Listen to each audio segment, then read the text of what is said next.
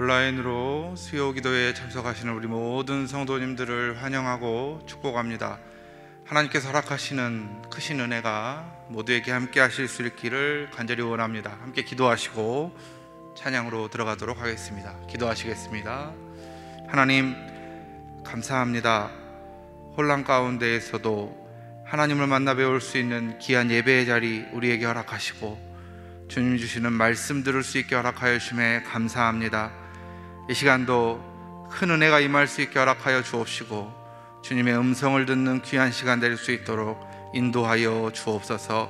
감사합니다. 예수님의 이름으로 기도드립니다. 아멘.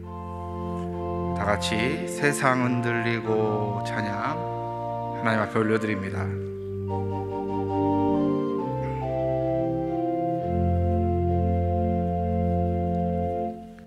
세상은 들리고 사람들은 변하여도 나는 주를 섬기리. 주님의 사랑은 영원히 변하지 않네. 나는 주를 신뢰해. 오직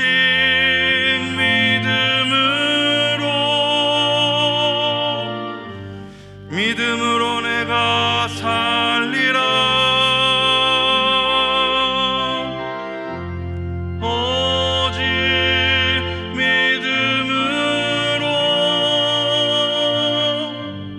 믿음으로 내가 살리라. 믿음은 들리고 사람들 주를 떠나도 나는 주를 섬기리. 주님의 나라는 영원히 쇠하지 않네. 나는 주를 신뢰해.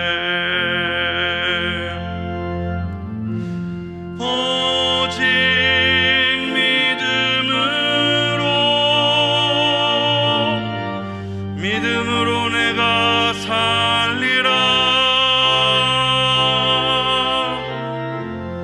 오직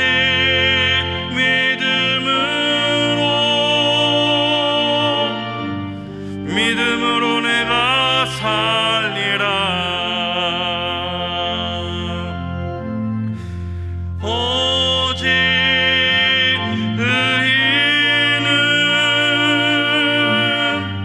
믿음으로 말미암아 살리라. 오직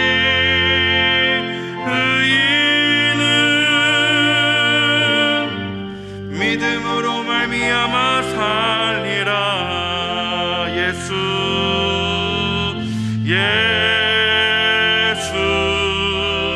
어린 양 존귀한 이름.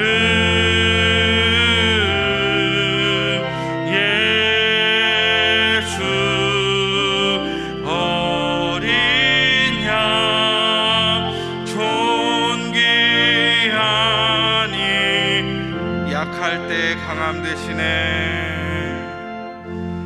약할 때 강함 되시네. 나의 보배가 되신 주 나의 모든 것. 주 안에 있는 보물을 나는 포기할 수 없네. 주 나의 모든 것. 예수 어린 양 존귀한 이름. 예수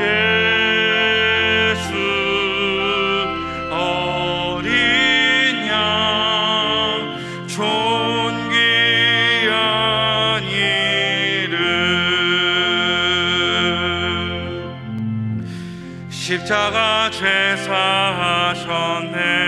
주님의 이름 찬양해. 주 나의 모든 것.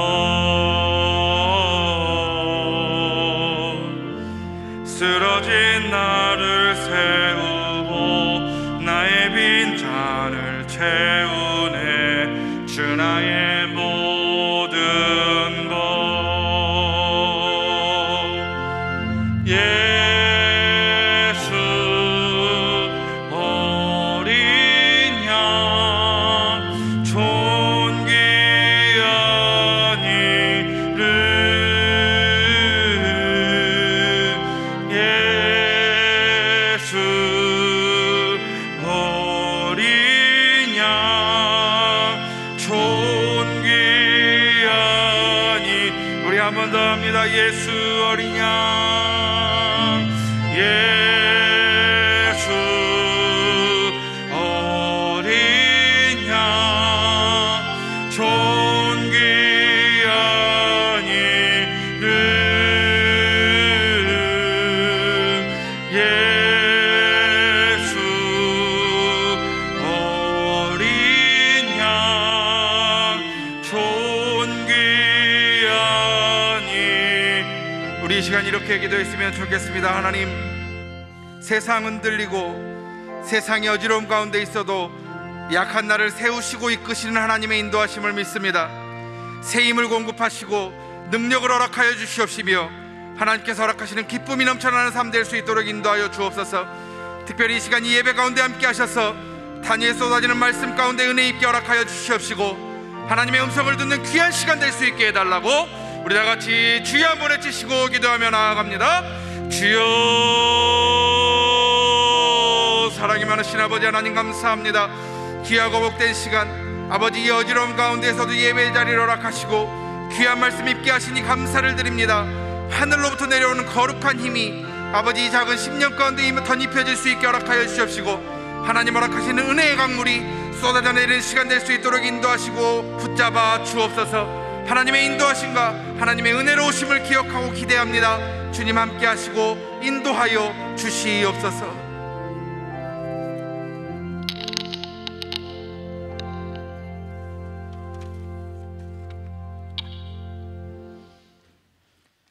온 천지 만물을 말씀으로 창조하시고 그 귀하신 뜻에 따라 섭리하시는 살아계신 하나님, 하나님의 거룩하심과 사랑의 손길에 감사와 경배를 올립니다. 하나님, 이 좋은 가을 날씨를 주셔서 감사합니다. 하나님의 따뜻한 손길로 지쳐있는 우리의 마음이 위로받기를 원합니다. 하나님, 우리 주변의 자영업자들의 신음소리, 힘들어진 청년들의 취업과 진로, 교육 시스템의 붕괴 등 꽉 막힌 현실이 너무나 고통스럽습니다. 이 어려움을 헤쳐나갈 수 있는 지혜를 주시옵소서. 이 나라의 위정자들에게 국민을 사랑하는 마음과 문제 해결을 할 수 있는 지식과 능력, 그리고 협치할 수 있는 선한 마음을 주셔서 이 나라가 바른 길로 나갈 수 있게 도와주시옵소서. 하나님, 오랜 기간 이어지는 온라인 예배로 믿음이 연약한 이들, 젊은이들, 그리고 다음 세대들이 믿음이 흔들리지 않을까 염려스럽습니다. 코로나 시대에 한국 교회가, 그리고 우리 교회가 복음을 전할 수 있는 지혜를 주시고 교회마다 영적 대각성이 일어날 수 있도록 은혜를 주옵소서. 지금 아무것도 할 수 없는 때가 아니라 기도를 통해 이 땅의 백성을 구원하시는 하나님의 능력을 목도하는 은혜의 때임을 깨닫게 하여 주옵소서. 이 시간 여러 병마와 싸우고 있는, 고통 가운데 있는 우리의 지체들을 치유하여 주옵소서. 또한 주의 말씀을 들고 세계 곳곳에서 사역하시는 선교사님들께 하나님의 능력과 은혜가 함께 하시기를 원합니다. 오늘 말씀을 전하시는 홍성호 유임 목사님께 성령의 능력이 함께 하시어 듣는 이들의 마음에 감동과 은혜를 허락하여 주옵소서.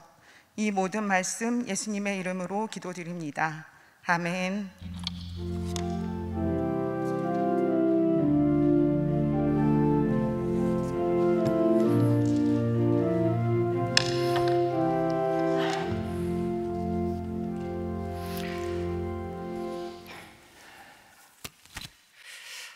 할렐루야.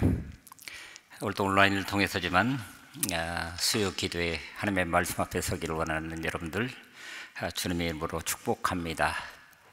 우리 옆에 계신 분들, 특별히 우리 아이들 머리 위에 손을 얹어서 축복하면서 그 복이 오늘 우리를 통해서, 우리 가정을 통해서 세상을 향해 아름답게 흘러갈 수 있는 그런 은혜가 충만했으면 좋겠습니다. 오늘 우리에게 주신 하나님의 말씀 같이 나눕니다. 로마서 11장 13절부터 24절까지 말씀 같이 보시겠습니다. 로마서 11장 13절부터 24절 한 절 한 절 나누어서 같이 교독하시겠습니다. 내가 이방인인 너희에게 말하노라. 내가 이방인의 사도인 만큼 내 직분을 영광스럽게 여기노니 이는 혹 내 고륙을 아무쪼록 시기하게 하여 그들 중에서 얼마를 구원하려 함이라. 그들을 버리는 것이 세상의 화목이 되거든 그 받아들이는 것이 죽은 자 가운데서 살아나는 것이 아니면 무엇이리요. 제사하는 처음 익은 곡식 가루가 거룩한 즉 떡덩이도 그러하고 뿌리가 거룩한 즉 가지도 그러하니라. 또한 가지 얼마가 꺾였는데 돌 감람나무인 네가 그들 중에 접붙임이 되어 참 감람나무 뿌리의 진액을 함께 받는 자가 되었은즉 그 가지들을 향하여 자랑하지 말라. 자랑할지라도 네가 뿌리를 보존하는 것이 아니요 뿌리가 너를 보존하는 것이니라. 그러면 네 말이 가지들이 꺾인 것은 나로 접붙임을 받게 하려 함이라 하리니 옳도다. 그들은 믿지 아니함으로 꺾이고 너는 믿음으로 섰느니라. 높은 마음을 품지 말고 도리어 두려워하라. 하나님이 원 가지들도 아끼지 아니하였은즉 너도 아끼지 아니하시리라. 그러므로 하나님의 인자하심과 준엄하심을 보라. 넘어지는 자들에게는 준엄하심이 있으니 너희가 만일 하나님의 인자하심에 머물러 있으면 그 인자가 너희에게 있으리라. 그렇지 않으면 너도 찍히는 바 되리라. 그들도 믿지 아니하는데 머무르지 아니하면 접붙임을 받으리니 이는 그들을 접붙이실 능력이 하나님께 있습니다. 네가 원 돌 감람나무에서 찍힘을 받고 본성을 거슬러 좋은 감람나무에 접붙임을 받았으니 원가지인 이 사람들이야 얼마나 더 자기 감람나무에 접붙이심을 받으랴. 아멘. 사도 바울을 통해서 로마 교회 성도들에게 그리고 오늘 이 말씀을 읽고 있는 우리 모두에게 주시는 하나님의 음성입니다. 무엇보다도 오늘 우리 주신 말씀 중에 특별히 우리가 깊이 있게 봐야 될 것은 우리 말씀을 같이 나눠가면서 함께 보겠습니다. 지난번에 말씀드렸던 것처럼 로마서 9장에서부터 11장까지는 선택받은 이스라엘 백성을 향한 하나님의 비밀이라고 하는 주제를 다루고 있습니다. 또는 선택받은 이스라엘 백성들을 향한 하나님의 섭리, 경륜 이렇게도 얘기할 수 있을 줄 압니다. 그래서 우리가 지금까지 보았던 것처럼 9장은 이스라엘 백성을 선택했다 하나님께서. 그리고 10장에 가서는 그런데 그렇게 선택받은 이스라엘 백성들이 하나님을 뒤로 하고 떠나 있었다. 하나님의 경륜으로부터 떠나 있었다라고 하는 거예요. 그러나 오늘 본문은 11장 이스라엘 백성들의 회복을 이야기를 합니다. 미래에 다시 돌아설 아직은 아니지만 미래에 다시 돌아설 이스라엘을 이야기를 하시면서 곧 다른 말로 이 땅을 향한 하나님의 구원 사건이라고 하는 것을 사도 바울이 로마 교회 성도들에게 있는 그대로 지금 설명을 하고 있는 겁니다. 그래서 오늘 우리에게 주신 말씀 한번 같이 보실까요? 25절부터 27절 이것은 다음 주에 볼 말씀인데 우리 한번 같이 보겠습니다. 25절, 26절, 27절 형제들아 너희가 스스로 지혜 있다 하면서 이 신비를 너희가 모르기를 내가 원하지 아니하노니 이 신비는 뭐라고요? 이방인의 충만한 수가 들어오기까지 이스라엘이 더러는 우둔하게 된 것이다. 그리하여 온 이스라엘이 구원을 받으리라. 기록된 바 구원자가 이 시온에서 오사 야곱에게서 경건하지 않은 것을 돌이키시겠고 27절 보시면 내가 그들의 죄를 없이 할 때에 그들에게 이루어질 내 언약이 이것이라 함과 같으니라. 이스라엘이 왜 지금 하나님으로부터 벗어났다고요? 물론 지난주에 우리가 보았던 것처럼 이스라엘을 시기하게 하여, 바로 이방인이 구원받았다는 그 사실 자체가 이스라엘을 시기하게 하여 그들도 마찬가지로 그 구원에 도달할 수 있도록 이끄신다라고 하는 하나님의 섭리가 거기 있었다라고 하는 거예요. 그러니 사도 바울은 오늘 우리에게 주신 말씀을 통해서 지금 이스라엘은 넘어지고 꺾여 있는 상태에 있지만, 그러나 미래의 그 모습을 우리가 볼 수 있다고 한다면 이방인인 오늘 우리는 어떻게 한다고요? 자, 같이 보시겠습니다. 20절입니다. 옳도다. 그들은 믿지 아니함으로 꺾이고 너는 믿음으로 섰느니라. 뭐라고요? 믿음으로 섰다고요? 이게 무슨 말입니까? 이 말씀 속에는 오늘 우리가 가지고 있는 믿음의 도리에 대해서 사도 바울이 나름대로 설명하고자 하는 모든 것들이 들어있다, 그렇게 볼 수 있습니다. 그래서 오늘 제목도 너는 믿음으로 섰으니 라고 하는 제목을 드렸습니다. 믿음으로 섰으니까 그러면 그 다음은 바로 그런 말씀입니다. 그래서 오늘 우리는 다시 한번 점검하면서 오늘 우리의 믿음이란 게 도대체 뭐냐라고 하는 것들을 한번 볼 수 있기를 원합니다. 믿음의 첫 번째는 믿음의 소위 컨텍스트, 우리가 요새 속칭 그런 얘기 참 많이 하죠. 믿음의 컨텍스트, 이것은 한마디로 예수 그리스도의 복음입니다. 다른 게 아니에요. 예수 그리스도의 복음. 그래서 10장 17절에 보면은 그러므로 믿음은 들음에서 나며 들음은 뭐로부터 난다고요? 그리스도의 말씀으로 말미암았다라고 얘기를 합니다. 자, 여러분, 우리 들었습니다. 뭘 들으셨습니까? 바로 그리스도의 말씀을 들었습니다. 곧 그리스도의 복음을 들었다는 얘기예요. 그리고 그것을 바로 나를 위한 사건으로 있는 그대로 받아들임으로 말미암아 아멘 하고 내가 그 믿음의 자리에 들어섰다라고 하는 거예요. 그런데 놀랍게도 그 믿음이 그냥 자연스럽게 들어온 것이 아니라 그 믿음이 우리에게 들어오는 과정이 있었다, 마치 그렇게 얘기하는 것 같습니다. 오늘 본문 12절, 바로 앞에 나오는 12절을 보시게 되면 이스라엘의 허물이 세상의 부요함이 되고 이스라엘의 실패가 이방 사람들의 부요함이 되었다면 이스라엘 전체가 바로 설 때에는 그 복이 얼마나 더 엄청나겠습니까? 제가 표준 세번역으로 읽어드렸습니다. 좀 쉬운 성경으로. 이스라엘의 허물이 세상의 부요함이 된대요. 이스라엘의 실패가 바로 이방 사람들의 부요함이 되었대요. 그러니 바라기는 아직은 아니지만 이스라엘 전체가 바로 설 때라고 한다면 그 복이 얼마나 더 엄청나겠습니까? 지금 이스라엘을 두고 이야기를 하고 있지만 사실은 오늘 우리를 두고 하는 말씀으로 한번 생각해 보십시다. 여러분, 저나 여러분들이나 오늘 본문의 내용들을 하자면 이방인입니다. 근데 이방인이 복음을 받아들임으로 그 복음의 풍요함을 마음껏 누리고 있는 지금 우리 스스로의 모습을 보니까 어쩌면 이스라엘이 지금 하나님으로부터 멀리 떨어져 있는 것처럼, 아니면 하나님의 경륜 자체를 이해하지 못하고 그저 내 방식대로 믿음을 간직하고 있는 것처럼 혹시 오늘 우리는, 이런 생각을 오늘 본문을 묵상하면서 혹시 오늘 우리는 이런 질문을 다시 이스라엘처럼 이런 질문을 던지게 되더라는 거예요. 그래서 이스라엘의 넘어짐, 왜 이스라엘이 넘어졌는가? 이스라엘을 하나님께서 택하시고 살아가는 민족으로 세워주셨는데, 이를테면은 자, 우리 말라기 1장 10절을 한번 같이 보시겠습니다.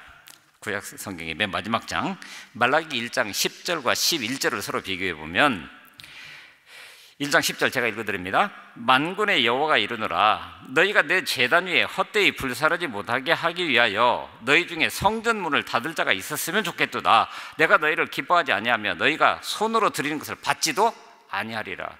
이게 무슨 말입니까? 하나님께서 스스로 성전문을 닫을 수는 없으니까 누군가가 이 성전문을 닫아버렸으면 좋겠다. 왜요? 너희들이 드리는 그 예배가 가정스럽다는 거예요. 받을 만한 예배가 아니라는 거예요.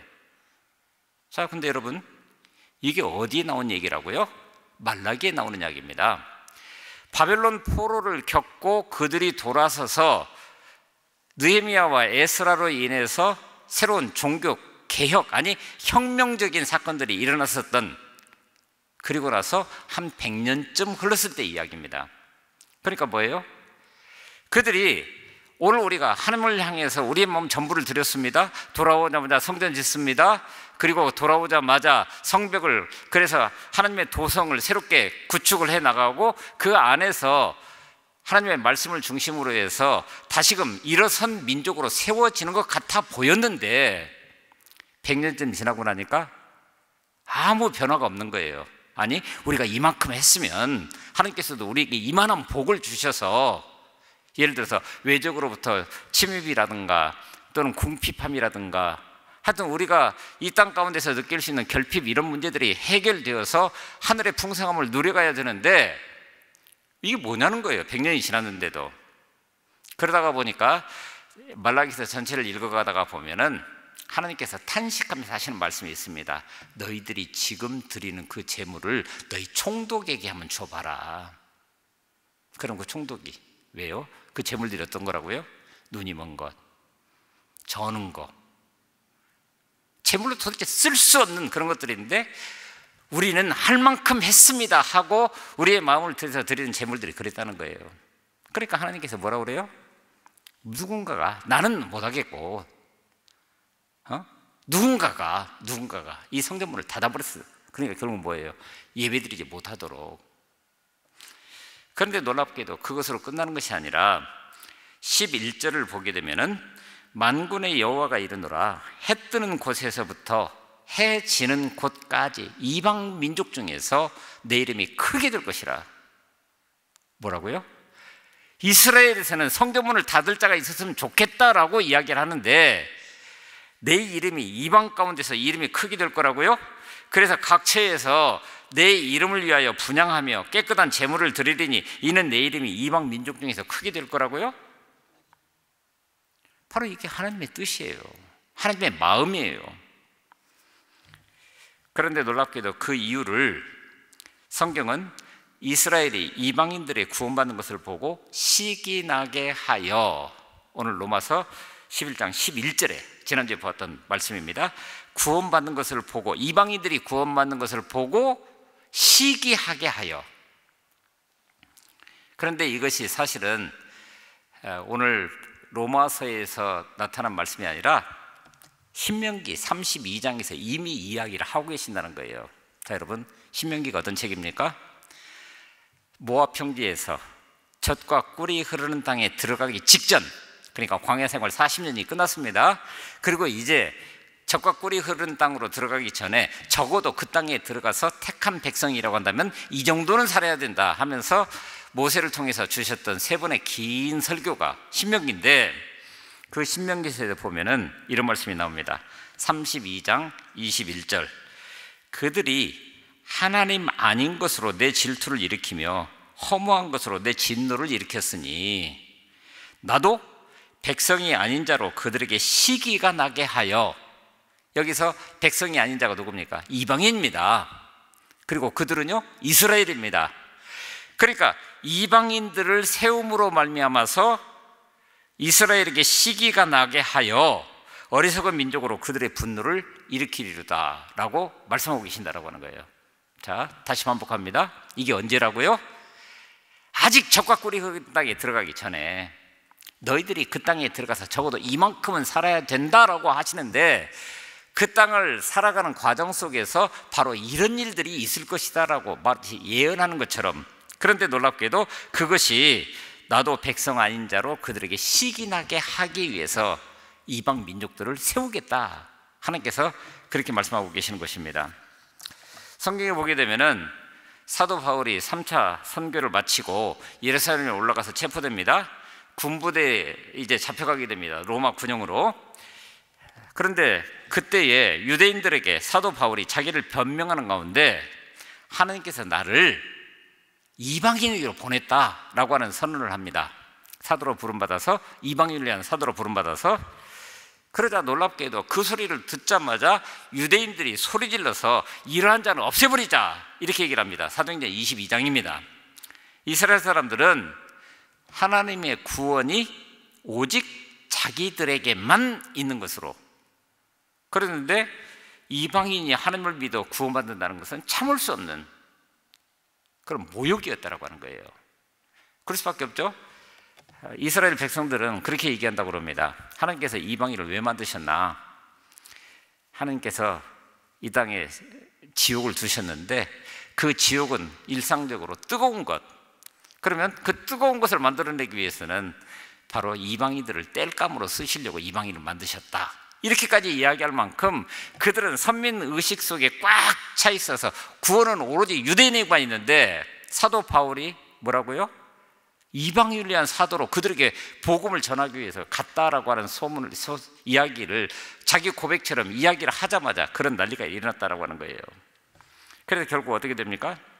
사도행전 13장에 보게 되면은 유대인들이 그들이 함께 다 모여 있는 것을 보고, 그러니까 거기에는 이방인들까지 들어와 있는 거예요. 그 무리를 보고 시기가 가득하여, 자 13장에 다시 한번 사도행전 13장에 시기가 가득하여 그런 말이 나옵니다. 그러자 46절에 가보면은 바울과 바나바가 담대히 말하여 이르되 하나님의 말씀을 마땅히 먼저 너희에게 전할 것이로되. 그런데 그 말씀을 들은 그들이 뭐라고요? 그 말씀을 버렸대요. 그리고 영생을 얻기에 합당하지 않은 자로 자처하기로 우리가 불가피하게 이방인에게로 갈 수밖에 없었다라고 얘기를 합니다. 그러자 48절에 보니까 이방인들이 듣고 기뻐하여 하나님의 말씀을 찬송하며 영생을 주시기로 작정된 자들은 다 믿더라. 아니, 이스라엘은 그 말씀을 버렸는데, 그런데 이방인들은 믿더라? 도대체 뭐요? 바로 예수 그리스도의 복음입니다. 예수 그리스도의 십자가예요.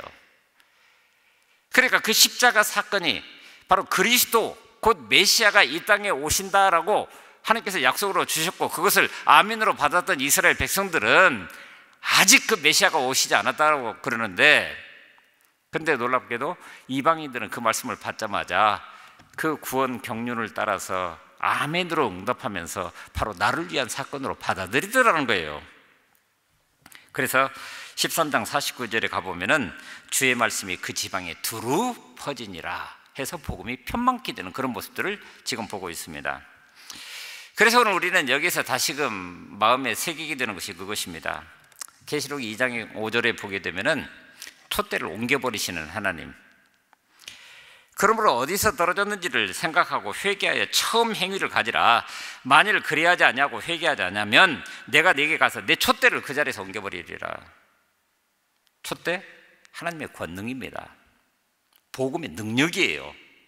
그런데 그 능력이 지금은 여기 있는데 그런데 보고 어떻게 한다고요? 옮겨버리신다고. 너희가 회개하지 아니하면 이라고 말씀하고 있습니다. 결국 이런 과정을 거쳐서 지금 사도 바울이 이야기하고 있는 여기까지 이르렀다고 하는 것은 무엇을 말하고 있는 것이라고 하는 거예요. 무엇을 말하고 있는가? 다시 말씀드리지만 이것은 하나님의 경륜입니다. 도대체 무엇을 위한 경륜인가? 사도행전 1장 8절에 보게 되면은 주님이 승천하시기 전에 이런 귀한 말씀을 주십니다. 오직 성령이 너희에게 임하시면 너희가 큰 권능을 받고 예루살렘과 온 유대와 사마리아와 땅끝까지 이르러 내 증인이 되리라 하시니라. 아멘이십니까? 예, 이 말씀을 보게 되면은 하나님의 관심이 어디 있는지, 하나님의 경륜의 끝이 어디 있는지를 우리가 볼 수가 있습니다. 제자들에게 지금 얘기를 합니다. 오늘 우리에게 이 말씀을 주시는 겁니다. 그러니 이스라엘 백성들이라고 한다면 복음은 지금 어디까지만 가야 됩니까? 예루살렘까지만 가면 되는 거예요. 자신들이 가지고 있는 유대교적 전통이라 할지라도 그것이 예수 그리스도로 말미암은 복음이라 할지라도 그것은 예루살렘에만 머물러 있어야 되는 거예요. 그런데 놀랍게도 온 유대와 사마리아와 땅끝, 유대까지는 그렇다고 칩시다. 그런데 사마리아 그러면은 이방과 다름없는 도시예요. 땅끝, 더더군다나 말할 것도 없는 것입니다. 그러니까 결국 하나님께서 예수 그리스도를 이 땅 가운데 사랑하는 아들을 십자가에 내주시기까지 사랑하시면서 목표로 가지고 있었던 것은 바로 온 인류가 구원받는 데까지 나아가는 그런 과정. 그래서 오늘 우리는 다시 한번 마음속에 새기드는 것이 그것입니다. 9장, 10장, 11장에서 봤던 것처럼 그래서 먼저 이스라엘을 선택하셨다는 거예요.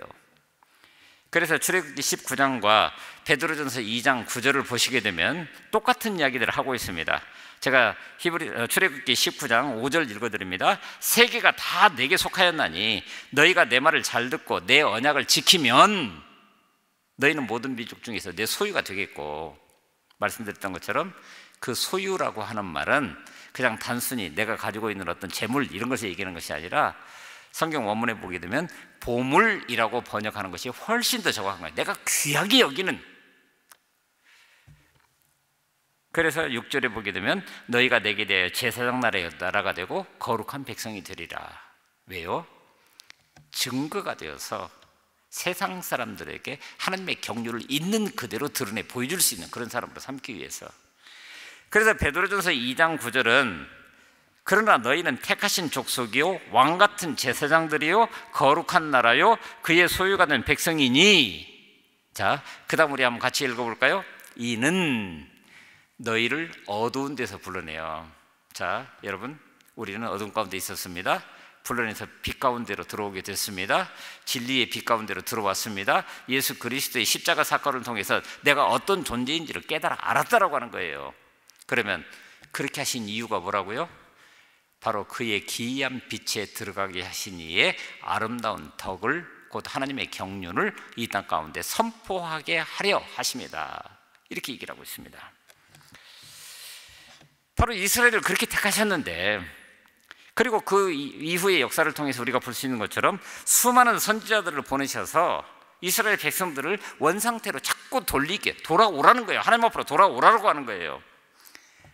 그런데 놀랍게도 이 하나님의 말씀이 선포되는 그 과정 속에 보면 돌아온다라고 하는 그 자체가 단순히 돌아와서 여기 머무는 그런 차원에 있는 것이 아니라 바로 열방을 향한 사명의 회복을 우리에게 얘기하고 있다고 하는 겁니다. 우리가 원래 그렇게 부름받는 사람들이니까. 이를테면은 요나의 경우를 한번 생각을 해보십시다. 갑자기 멀쩡히 있는 요나라고 하는 한 인물을 불러가지고는 니느웨에 가서 복음을 전하래요. 니느웨? 치가 떨리는 아수리의 수도니까 우리가 그렇게 고통을 받았는데 그 도시에다가 가서 복음을 전하라고요? 그래서 그가 어떻게 합니까? 도망갑니다. 적어도 그 당시에 다시스라고 하는 곳은 지중해를 건너서 땅 끝이라고 얘기를 했습니다. 그러니 거기 가면 하나님께서 나를 못 찾겠지. 그런데 가기도 전에 하나님께서 풍랑을 통해서 그를 치시면서 물고기 뱃속에 들어가 있다가 사흘 만에 다시 나오잖아요.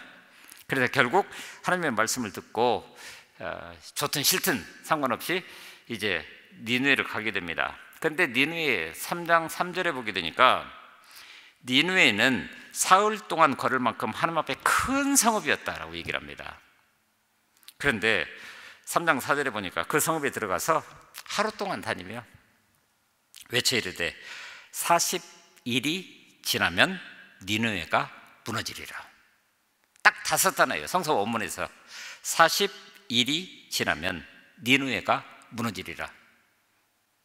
그러니까 사흘 길을 가야 될 그 길을 그렇게 가지 않고 그냥 짧게 지나가면서 들으면 좋고 안 들으면 더 좋고, 그 마음속에 간직하고 있었던 그 원수의 나라, 그것에 대한 적개심으로 가득 차서 이 백성이 구원받는다라고 하는 것은 있을 수 없는 일이라고.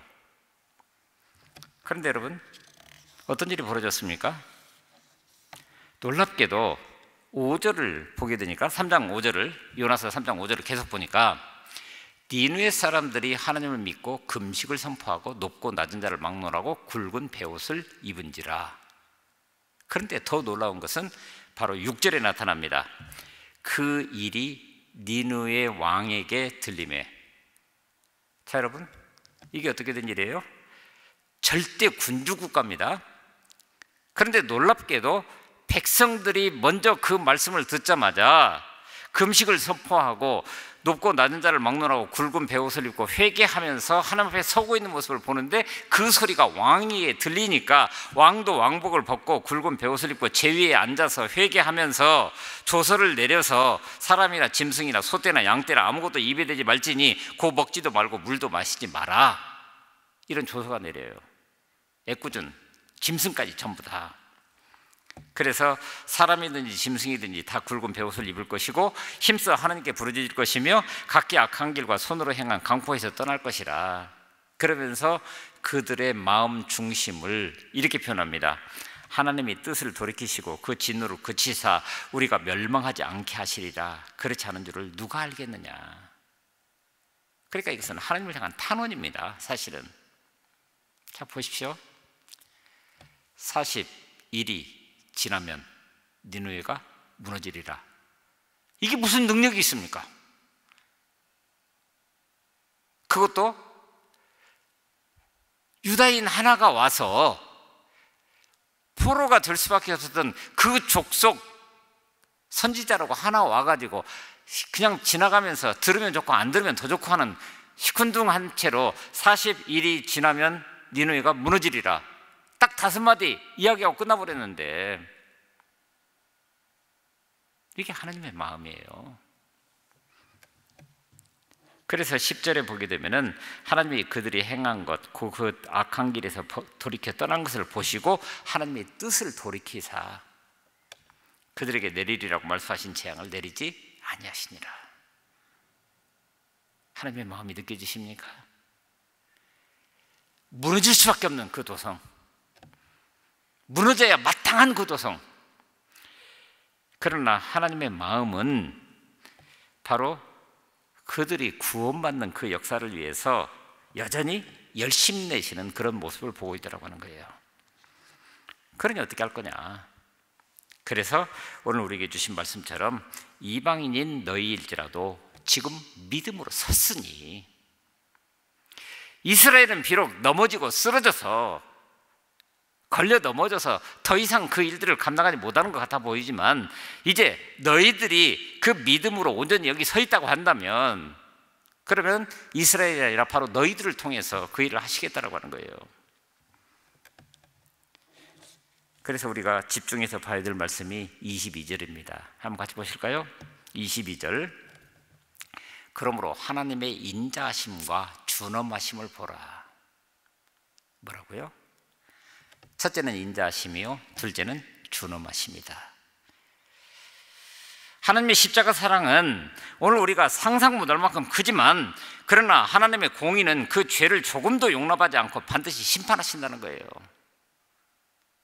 그게 십자가 아닙니까? 여러분, 하나님의 아들이 왜 십자가에서 돌아가셔야 됩니까?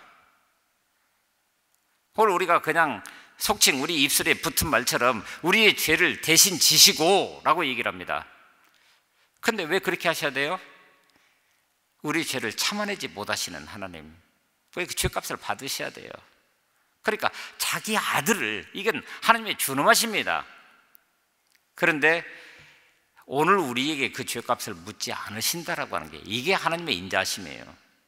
오늘 우리의 상황을 너무나 잘 아시기 때문에.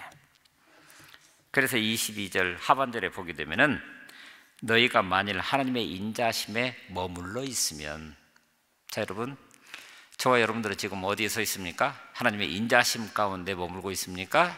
아니면 하나님의 준엄하심 가운데 머물고 있습니까? 오늘 우리 식으로 말하면 하나님의 사랑 안에 머물고 계십니까? 아니면 하나님의 공의 안에 머물고 계십니까? 이것은 이렇게 질문할 수 있습니다. 오늘 내게 하나님은 어떤 분이십니까? 내가 뭔가 잘못하게 되면은 마치 뒤통수로 와서 탁 때리는 것처럼 그런 하나님이십니까?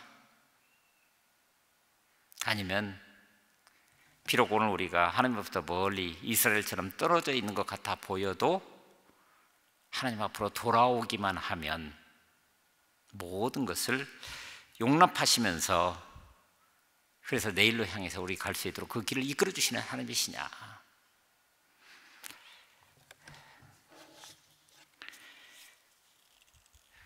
그래서 우리는 20절을 다시 한번 볼 수 있어야 됩니다. 20절을 같이 볼까요? 제가 좀 쉬운 성경을 읽어드립니다. 옳습니다. 한번 비교해 보십시오. 표준세 번역으로 읽어드립니다. 그 가지들이 잘린 것은 그들이 믿지 않은 탓이고, 여러분 각자가 그 자리에 붙어 있는 것은 여러분이 믿었기 때문입니다. 그러니 교만한 마음을 품지 말고 도리어 두려워하십시오. 내 노력과 내 공로와 내 능력을 통해서 얻어진 구원이 아니라 일방적으로 하나님께서 오늘 우리를 사랑하셔서 자기 아들을 내주셨기 때문에 이런 일이 가능했다라고 하는 거야. 그러므로 그 구원받은 것을 자랑하지 말라라고 얘기를 합니다. 사도 바울은 이방인들에게 구원받은 것을 자랑하지 말라고 경고하는 셈이에요. 왜 그렇죠? 그래서 오늘 본문에 나타나 있는 놀라운 접붙임의 비밀을 가지고 이야기를 합니다. 신학교 다닐 때 뭐랄까요? 여기까지 오게 된 과정들을 이렇게 같이 좀 이야기를 하는 그런 시간들이 있었습니다. 그런데 동료 신학생 중에 하나가 가정이 믿지 않는 과정 속에서 예수를 믿은, 그래서 목사까지 되기 위해서 신학교에 지금 와 있는, 나중에 목사가 됐죠. 그런 분이 계셨어요. 그러니 하여튼 모일 때마다 기도 제목을 나누게 되면은 부모가 예수 믿고 구원받는 그 역사를 위해서. 근데 어느 날 그 목사님과 같이 이렇게 대화를 하게 됐는데 드디어 교회 나오기 시작했다는 거예요. 아니 어떻게 해서 그런 일이 있었냐고. 근데 그 어머니가 시골 그 농부였었는데 바로 이 접붙임 가지고 얘기를 한 거예요. 우리 알잖아요, 그 접붙임의 의미가 뭔지. 대체적으로 뭐 개암나무에다가 그 접붙이게 되면은 그 감이 진짜 좋은 감이 나온다고 그러잖아요. 근데 접붙임을 통해서 새로운 생명이 거기에서 성장한다라고 하는 것을 쭉 설명을 하니까 그렇구나 그러면서, 그렇다면 내가 예수 그리스도에게 접붙임 바 되었다라고 하는 이야기지? 네가 지금 이 얘기하는 게 그거지? 그래서 새로운 생명을 얻고 그만한 풍성함을 누려갈 수 있고 이런 걸 말하는 거지? 그러더라는 거예요. 오늘 본문이 얘기하는 것이 그것입니다. 사도 바울은 아주 단순하게 얘기합니다. 이방인 너희들이 뭐라고요? 원래는 돌 감람나무였대요. 그러면 참 감람나무는 누굽니까? 먼저 부름받은 이스라엘이죠. 그런데 참 감람나무의 가지가 꺾여버리고, 그리고 그 자리에다가 돌 감람나무를 접붙임으로 말미암아서 이제는 참 감람나무보다도 더 좋은 감람나무가 되었다라고 하는, 그러니까 결국 하나님의 구원 역사에 참여하게 되는 비결이 그런 거였다라고 하는 거예요. 그러니 하나님은 복음을 믿은 돌 감람나무 가지를 구원하시기 위해서 참 감람나무 가지를 꺾으시고 돌 감람나무 가지를 참 감람나무에 붙이심으로 말미암아, 그러니까 한마디로 얘기하면 하나님의 놀라운 은혜, 그냥 하나님의 주권, 하나님이 원하시는 방법대로 그렇게 하셨다라고 하는 겁니다. 그러니 돌감람나무가 곧 이방인으로 구원받았다고 하는 내가 자랑할 게 뭐가 있냐라고 하는 거예요. 교만할 필요도 없다라고 하는 겁니다. 왜냐하면 내가 지금 접붙임 받은 것은 그들이 먼저 선택되어서 이 과정을 겪어서 내게까지 그 복음이 왔기 때문이라고 하는 겁니다. 그래서 이방인은 멸망할 수밖에 없었지만 하나님의 은혜와 선택으로 하나님의 백성이 되었기 때문에, 그러므로 자랑하거나 교만할 일이 아니라 더욱더 겸손하게 오늘 내가 마땅히 감당해야 될 부분이 뭔가라고 하는 것을 기뻐하면서 그 일들을 해나가야 된다는 거죠. 따라서 해야 할 것이 있다고 한다면 참 감람나무의 뿌리를 기억하는 것, 그 근간을, 다른 말로 말하면 오늘 우리의 믿음의 뿌리가 뭐냐, 믿음의 본질이 뭐냐, 이걸 정확하게 이해를 해야 된다고 하는 거예요. 그래서 20절과 21절, 22절을 우리 한번 같이 읽어보겠습니다. 옳도다. 그들은 믿지 아니하고 꺾이고 너는 믿음으로 섰느니라. 높은 마음을 품지 말고 도리어 두려워하라. 하나님이 원 가지들도 아끼지 아니하셨은즉 너도 아끼지 아니하시리라. 그러므로 하나님의 인자하심과 준엄하심을 보라. 넘어지는 자들에게는 준엄하심이 있으니 너희가 만일 하나님의 인자하심에 머물러 있으면 그 인자가 너희에게 있으리라. 그렇지 않으면 너도 찍히는 바 되리라. 너도 예외 없이. 여러분, 먼저 택하신 이스라엘도 버리셨는데, 그렇잖아요. 그러나 그 버리심이 영원한 것은 아니에요. 일시적인 거예요. 바벨론 포로로 잡혀갔던 것도 미리 70년이라고 하는 세월을 말씀하시고 그리고 그대로 보냈잖아요. 70년 세월, 짧은 시간은 아니지만 그러나 반드시 회복의 날이 있다라고 하는 거예요. 그러니 그런 상황들을 우리가 본다고 한다면은 우리 스스로를 다시 한번 점검해 볼 수 있어야 됩니다. 우리 속담에 보면은 개구리가 올챙이적 생각하지 못한다, 그런 얘기가 있죠. 근데 이 말에 보게 되면은 두 가지 뜻이 있는 것 같아요. 하나는 기어오르지 마라, 너도 원래는 형편없는 그런 족속이었다, 그 얘기고, 또 하나는 올챙이적 생각한다면 과거를 알고 겸손해져야 된다라고 하는 거죠. 근데 이것이 그저 단순히 인간사 가운데서 통용되는 어떤 속담, 그런 차원이 아니라 성경에서도 똑같은 이야기를 하고 있다라고 하는 거예요. 사람을 그냥 가만 놔두면 쉽게 교만해집니다. 과거의 형편없던 때를 기억하면서 지금의 나됨을 감사해야 되는데, 근데 지금의 나됨이 저절로 또 내가 어떤 노력을 통해서 얻어진 것처럼 교만해지기 십상이라는 거예요. 그래서 성경에 보게 되면은 신명기에서 특별히 나오는 말씀 가운데 가장 많이 볼 수 있는 단어가 아마 이게 아닐까 싶습니다. 애굽 땅에서 종 되었던 때를 기억하라. 너는 기억하라. 네가 애굽 땅에서 종이 되었더니, 신명기에서 나오는 말씀이에요. 그러니까 하나님은 이스라엘 백성들에게 지금 끊임없이 장래를 대비하면서 적과 꿀이 흐르는 땅에 들어가서 적어도 하나님의 백성이라고 한다면 이만큼은 살아야 된다라고 말씀하시면서 너는 원래 애굽에서 종 살던 놈이야. 그냥 쉽게 너희는 애굽에서 종 살던 놈이야.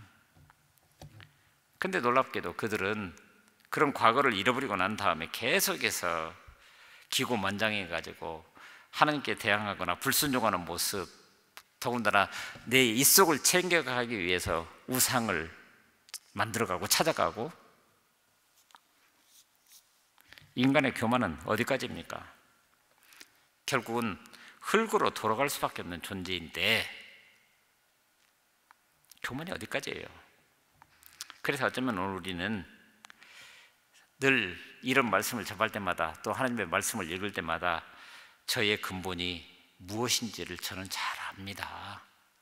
그러기에 저는 아무것도 아니면 보잘것없는 존재, 하나님의 은혜 아니면 아무것도 할 수 없는 존재라고 하는 그 고백이 우리 가운데 더 먼저 있어야 한다는 거예요. 자, 여러분, 말씀을 마무리하십시다. 사람마다 신분에 맞게 취해야 할 태도가 있습니다. 부모가 취할 태도, 자녀가 취할 태도가 있고, 가진 자가 취해야 할 태도가 있고, 또 혹 가지지 못한 자라 할지라도 취해야 될 태도가 있습니다. 그러면 무엇보다도 예수 그리스도를 나의 주로 고백하는, 오늘 이 땅을 살아가는 성도 또는 크리스찬이라고 하는 그런 사람들이, 바로 저와 여러분들이 가져야 할 태도는 어떤 것입니까? 이런 말씀이 있습니다. 한 사람이 위대한 일을 꿈꾸기 시작할 때 한 교회는 이미 위대한 일을 시작하고 있는 셈이다.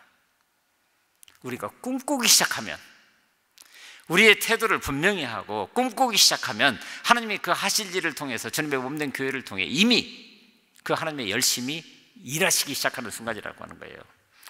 오늘 드린 말씀 단지 유대인만의 이 얘기가 아닙니다. 오늘 우리 이야기입니다.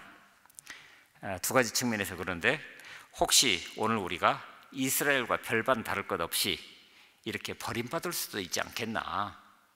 그렇죠? 둘째는 내가 이방인임에도 불구하고 복음을 받아들이기 전처럼 우리 주변에는 아직도 복음을 거부하고 자기 생각대로 유대인들처럼 고집스럽게 살아가는 가족과 이웃들이 혹 우리 주변에, 그럼 그들에 대해서 어떤 태도를 취하고 있는가? 자, 말씀드렸습니다. 9장 이스라엘의 선택. 자, 여러분, 저와 여러분들도 그들과 똑같이 선택됐습니다. 10장, 그런데 놀랍게도 그들은 하나님으로부터 멀리 떨어져 나갔습니다.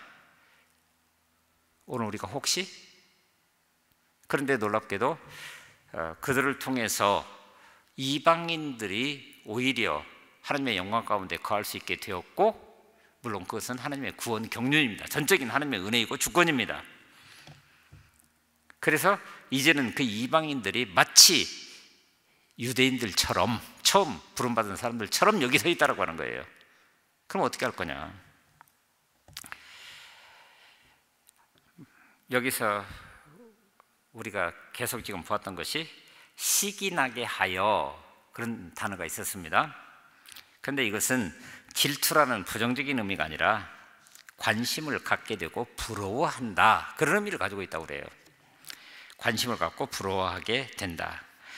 믿지 않는 사람이 정말 관심을 갖고 부러워하는 크리스찬, 믿지 않는 사람들이 시기다는, 정말 관심을 갖고 부러워하는 크리스찬에게 도대체 뭘까? 요즘 우리 시대를 얘기를 하면서 코로나 전국 가운데서 아예 이렇게 이야기를 하시더라고요. 기억 히읗을 이야기하기도 어렵다. 기억 히읗이 뭐죠? 오늘 우리가 믿음을 가졌다라고 하는 거예요. 교회라고 하는 이름을 세상 안 믿는 사람과 사이에서는 입을 꺼낼 수도 없는 그런 세계 속에서 살아간다는 거예요. 그럼 어떻게 합니까? 이제는 우리 입술의 언어 가지고 되는 게 아니라는 거예요. 오늘 우리가 믿는 바 그대로를 삶으로 살아내는, 물론 시간이 오래 걸리겠지만, 그러나 복음은 진리이기 때문에 그 진리를 삶으로 살아내면 그 진리는 분명히 빛을 발하게 그렇게 되어 있습니다. 그런데 크리스천이라고 하면서도 자기 것밖에 모르고 인색하게 끝이 없고 양보할 줄 모르고, 그러니 믿지 않는 사람들의 입장에서 그것을 바라보면서 그렇지 않아도 혹시나 했더니 역시나, 혹시 이런 것 아닙니까? 그러므로 믿지 않는 사람들이 정말 부러워하고 관심을 갖고 시기하는 마음이 생기게 할 만한 크리스찬이란 어떤 사람일까? 한마디로 예수 그리스도를 닮아가는 사람. 우리 믿는 사람들을 크리스찬이라고 그럽니다. 그런데 크리스찬이라고 하는 것은 그 본질적인 의미에서 예수 그리스도에게 속한 사람. 근데 속한다라고 하는 것은 예수 그리스도를 따르는 사람, 바로 그런 말을 가지고 있습니다. 그러므로 주님의 마음을 품고 오늘 우리가 이 땅을 살아가면서 과연 어떤 모습으로 여기 서야 될지 한번 우리 같이 볼 수 있기를 바랍니다. 이야기 하나 하고 마무리하겠습니다. 미국의 전설적인 자동차 판매왕 조 지라드라고 하는 사람이 있습니다. 기네스북에 12년 동안 연속 판매왕 자리에 오를 만큼 최고의 기량을 발휘했던 그런 사람입니다. 그런데 이 사람의 과거를 보게 되면 가난한 집 주정뱅이 아들로 태어나서 아버지 구타에 못 이겨서 고교를 중퇴하자마자 집을 박차고 나가서 구두닦기를 시작으로 35세에서 무려 40여 가지 3D 직업이라고 표현될 것을 전전했던 그런 사람이라고 얘기를 합니다. 그런데 그런 사람이 자동차 판매에 뛰어들어서 전설적인 대기록을 세웠다고요? 근데 놀랍게도 그가 나중에 자기가 이런 자리에 오를 수 있게 된 것을 숫자 하나로 표현했는데 그게 250이라고 하는 단어였다고 하는 거예요. 숫자였다고 하는 거예요. 그래서 그 내용을 들어보니까 이거예요. 친지의 결혼식에 갔더니 대략 그 모인 숫자가 한 250명쯤 되더라. 또한 장례식장에 갔더니 250명 정도의 사람이 모여있더라. 그러니까 좋은 일이든 나쁜 일이든 모이는 사람의 숫자가 대략 250명 정도. 근데 거기에서 힌트를 얻은 것이 뭐였냐면은 아무리 평범한 사람이라도 250명 정도의 인간관계는 가지고 있다, 이걸 발견했다고 하는 거예요. 그래서 이것을 세일즈에 적용하면서 한 사람의 고객에게 확실한 신뢰를 얻을 수 있다고 한다면 250명의 잠재된 고객이 거기에 있다라고 하는 것을 깨달아 알았다라고 하는 겁니다. 반대로 한 사람에게 신뢰를 잃으면 어떻게 돼요? 250명의 신뢰를 잃어버리는 거예요. 그래서 그때부터 그는 한 사람의 고객을 250명 대하듯 했다라고 하는 겁니다. 세일즈, 곧 돈을 벌기 위해서 깨달은 신의 한 수가 바로 250이라고 하는 숫자. 한 사람이 소중하고 귀하죠? 그래서 그는 한 사람의 가치를 발견하고 실천했다라고 하는 겁니다. 근데 사실 우리가 살아가는 세계 속에서 보게 되면 보통 사람들은 자기에게 유익을 주거나 이익이 생기거나 돈이 되는 사람한테는 정말 간이라도 빼줄 것처럼 아부하고 뭐 그러잖아요. 그러다가 자기에게 불이익이 오거나 손해가 되면 바로 등을 돌리고 적이 되는, 그러면 양쪽의 경우에 있어서 250명을 얻는 것 같아 보이는데 그 한 사람과 관계를 통해서 등을 돌려버리는 순간 이미 250명이 적이 생겨버린 거예요. 이런 상황. 자, 여러분, 오늘 우리에게 주시는 말씀 아니에요? 세상이 보여주고 있는, 저나 여러분들이나 예수를 나의 주로 고백하면서 수많은 관계들을 맺어가고 있는 이 세계 속에서 오늘 우리가 하나님과의 관계라고 하는 것을 통해서 세상으로 뻗어나가는 그 관계라고 하는 것이 마찬가지로 250이라고 하는 그 숫자 속에 담겨 있지 않나요? 특별히 성경에서는 오늘 우리에게 분명히 얘기하는 것이 그것입니다. 사람을 대할 때 어떤 모습으로 대하라고요? 하나님 대하듯 하라고. 예를 들면 잠언서 14장에 보게 되면 가난한 사람을 억압하는 사람은 그를 지으신 분을 비난하는 자고 궁핍한 사람에게 친절을 베푸는 사람은 하나님을 높여드리는 자다. 그러니까 내 주변에 있는 그 한 사람, 그 영혼을 생각하면서 그 영혼에다가 마음을 두는 순간 그 마음이 바로 하나님의 마음. 그래서 한 영혼이 오늘 우리를 통해서 주 앞으로 돌아오는 그런 귀한 역사를 이루어 간다라고 하는 거예요. 그래서 오늘 우리는 다시 한번 마음속에 우리 새겨둘 것이 그것입니다. 처음 시작하면서 계속해서 말씀드렸던 것처럼 오늘 우리가 지금 믿고 있는 바가 뭐라고요? 복음의 컨텐츠가 뭐라고요?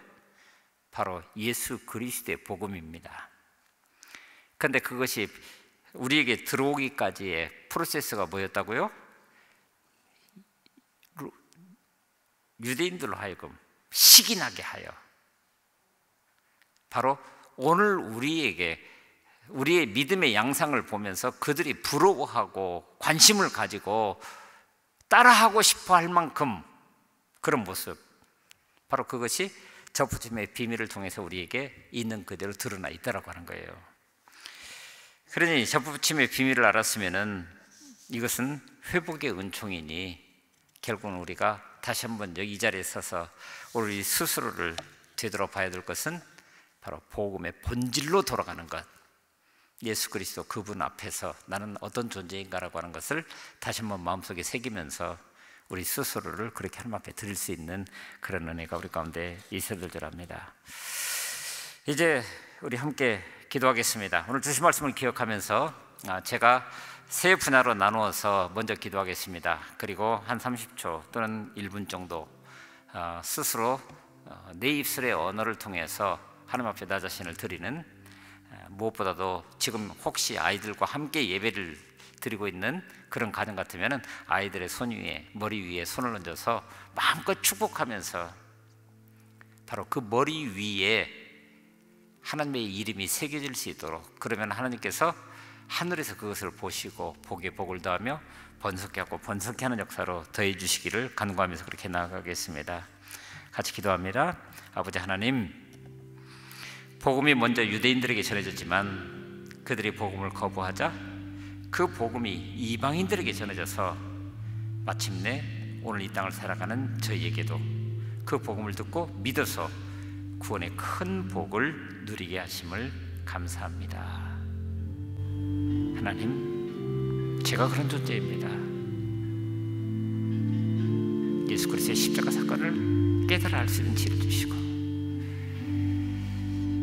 자, 그러므로 그 복음을 누려가는 그런 은혜를 주신 것을 참 감사를 드립니다. 하나님의 전폭적인 은혜이고 하나님의 주권이며 우리 스스로가 감당할 수 있는 그런 요소가 아닌 것을 너무나도 잘 알기에 있는 그대로 나 자신을 드리기를 원합니다. 받아주시옵소서. 그러나 우리가 단지 먼저 구원의 복을 받은 것으로 만족하지 않게 하시고 아직도 내 주변에 복음을 거부하고 하나님께로 돌아오지 않는 가족과 친척, 이웃들, 하나님, 불붙는 그런 심정으로 그 복음을 선포하여 그들 또한 그 구원의 복을 누려가는 은혜가 있게 하여 주옵소서. 그러기 위해서 그들이 먼저 믿은 우리를 보고 시기하는 마음, 부러워하는 마음을 갖게 하여 주옵소서. 정말 예수님을 본받아 살아가는 우리의 모습을 보고 그들도 예수님을 정말 믿고 싶은 마음이 생길 수 있도록 오늘 우리를 먼저 지켜 인도하여 주옵소서. 하나님, 정국 누구라도 외롭습니다. 누군가 옆에 있어주기를 원합니다. 바로 그 자리에 제가 있게 하여 주옵소서. 스스로 감당할 수 없는 그런 순간에도 하나님의 사랑이 나 자신을 움직여가는 그런 은혜를 저희들에게 더해 주셔서 하나님, 우리가 마땅히 해줄 것을 행하면서 그렇게 주님 앞에 서죽하는 은혜가 충만케 하여 주시옵소서. 주여, 감사합니다. 은혜. 코로나 전국이 하나님의 강권적인 역사를 통해서 정돈되게 하시고, 그래서 이런 순간들이 하나님의 경륜을 깨달아 아는 순간 되게 하시고, 그러므로 하나님께서 하시고자 하는 놀라운 역사들을 볼 수 있는 눈을 더하여 주시옵소서. 우리 자녀들을 마음껏 축복하면서 이 난관을 헤쳐나가고 내일을 대비해가는 그런 은혜가 있기를 원합니다. 무엇보다도 예수 그리스도를 나의 주로 고백하는 믿음의 고백이 분명해질 수 있도록 인도하여 주시고, 그래서 이것이 자기 주변에 있는 그 수많은 아이들에게 아름답게 전파되면서 우리가 주 안에서 하나님이다라고 하는 고백을 가지고 거기에 세워져 갈 수 있는 은혜 더하여 주시옵소서. 그러므로 저희들 주님이 은혜의 선물로 주신 귀한 것들을 함께 나누면서 섬김의 도구로 사용하여 믿지 않는 영혼들이 주님께로 돌아오는 일에 귀하게 사용하면서 살게 하여 주시옵소서. 하나님께 모든 것을 맡기기 원합니다. 맡아 주관하시고 오늘 우리를 통해서 하나님이 하시고자 하는 놀라운 역사들을 이루어가는 은혜 더하여 주시옵소서. 이 나라의 민족을 하나님 앞에 있는 그대로 올려드리오니 하나님, 갈갈이 찢겨져 있는 우리 백성들의 마음들을 주장하여 주시고, 하나님께서 이 백성을 택해서 하시고자 하는 일들이 있는 것을 우리가 알기에 하나님, 유정자들을 그리고 더불어 함께 한 방향을 위해서 나가야 될 이 백성들 주님의 장중에 붙들림 받는 그런 나날들이 이어져 갈 수 있도록 이끌어 주시길 원합니다. 하나님께서 꼭 그렇게 할 줄로 믿습니다. 주여, 도와주시옵소서.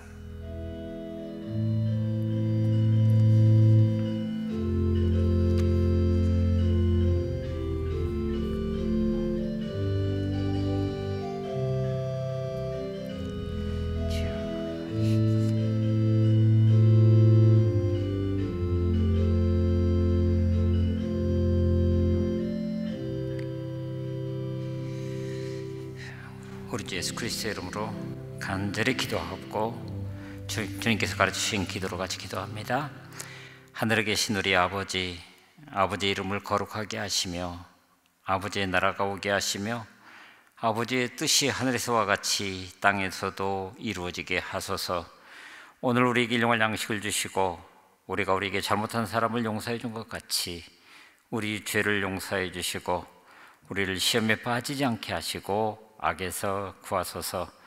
나라와 권능과 영광이 영원히 아버지의 것입니다. 아멘.